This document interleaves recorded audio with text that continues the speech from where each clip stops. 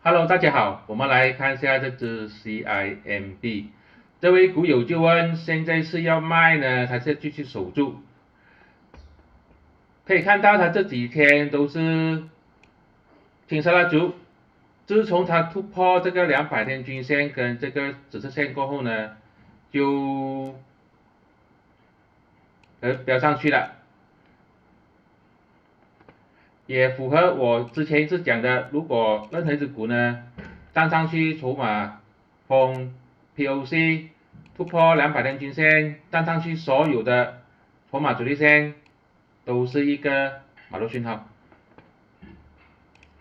现在它已经是好像没有什么力，因为它有两只长上影线，它的这个阻力线呢肯定就这个了咯。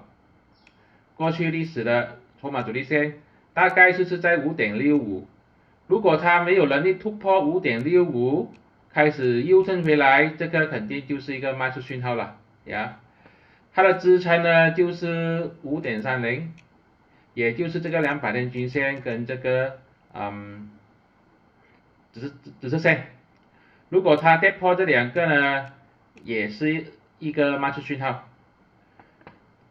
现在呢就看你自己的策略，我认为呢是可以继续守住的，就看一下它有没有机会突破这个5.65。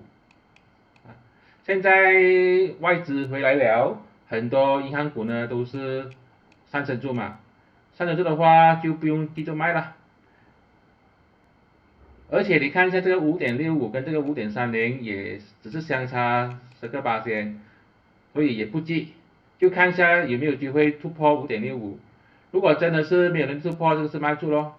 如果继续往下掉的话呢，跌破这个200天均线5.30的时候，那时候再考虑卖出去也是 OK 的。这些都是我的个人看法，并没有任何的买卖建议，谢谢大家。